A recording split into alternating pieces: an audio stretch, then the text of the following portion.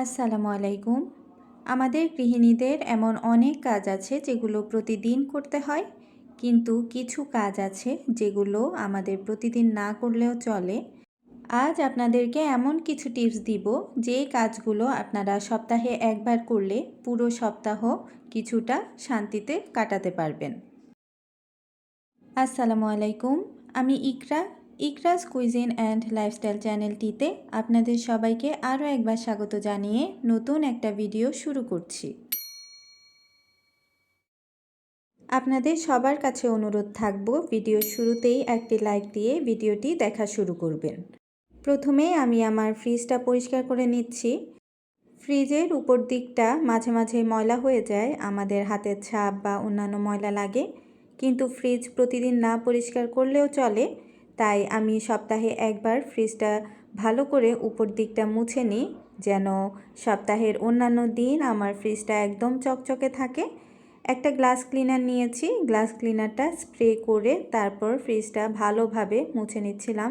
কিছু জায়গায় কিছুটা শক্ত দাগ বসে গিয়েছিল, সেই জায়গাগুলোতে আমি গ্লাস ক্লিনারটা একটু বেশি করে দিয়ে তারপর ভালোভাবে ঘষে পরিষ্কার করে নিয়েছি। এখন দেখছেন নিচের দিকটা একটু ভেজা, এটা কিন্তু শুকিয়ে যাবে। গ্লাস ক্লিনার প্রথমে যখন মুছবেন তখন এরকম দেখা যাবে, কিন্তু পরবর্তীতে এটা শুকিয়ে যাবে। এই যে আপনাদেরকে দেখাচ্ছি, অলরেডি আমার ফ্রিজটা একদম চকচকে হয়ে গিয়েছে এবং নিচের দিকটাও আস্তে আস্তে শুকিয়ে যাচ্ছে। তাই আপনাদের কাছে প্রথম যে টিপস সেটি হলো, আপনারা অবশ্যই বাসায় একটা গ্লাস ক্লিনার রাখবেন এবং ফ্রিজ পানি দিয়ে না পরিষ্কার করে গ্লাস ক্লিনার দিয়ে পরিষ্কার করার চেষ্টা করবেন। তারপর যেটি দেখাচ্ছি, এখানে আমার কিছু ক্লিনার আছে। এটি হচ্ছে টাইলস ক্লিনার। আমি ফ্রিজের সামনে এবং রান্নাঘরে যেখানটায় রান্না করি সেটার সামনে আমি এই টাইলস ক্লিনারটা ভালোভাবে স্প্রে করে নিচ্ছি। টাইলস ক্লিনারের সাথে কিছুটা পানি অ্যাড করে তারপর ক্লিনারটা রেডি করতে হয়। এই তো আমি রান্নাঘরেও চলে এসেছি।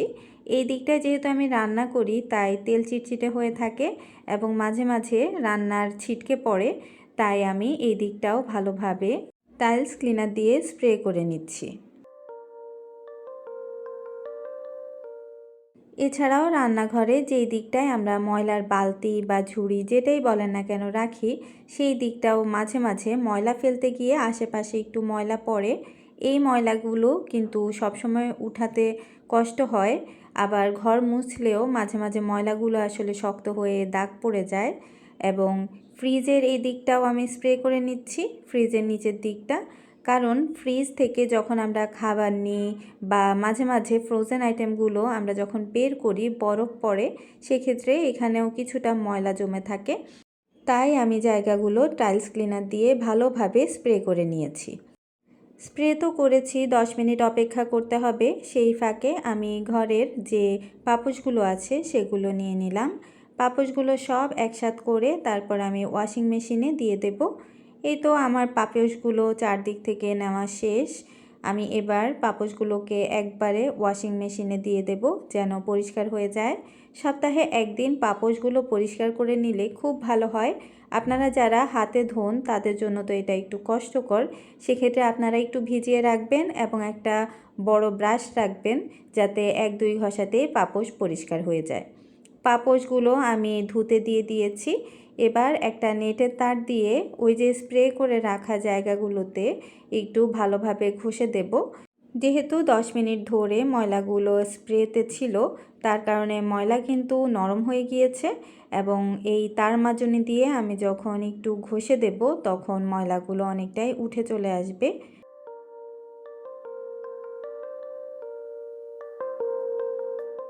যেই দিকটাতে ময়লা জমা ছিল সেখানে আমি ঘষে নিয়েছি।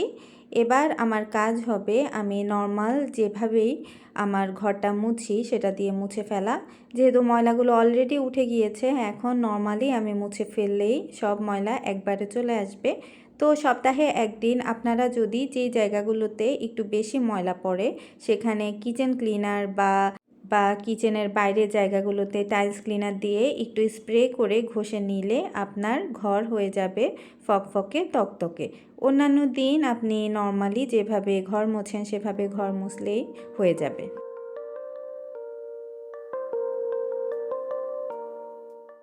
আমি মাঝে মাঝে ভাবি আমার বাসায় এত মাকড়সার বাসা কোত্থেকে আসে। আপুরা, আপনাদের বাসায়ও কি এভাবে মাকড়সার বাসা হয়ে যায় কয়েকদিন পর পর? তো আমি যেটা করি সপ্তাহে একদিন এই যে ডাস্টার ক্লিনারটা আছে এটি দিয়ে মাকড়সার বাসাগুলো পরিষ্কার করে নিই ঘরের আনাচে কানাচে।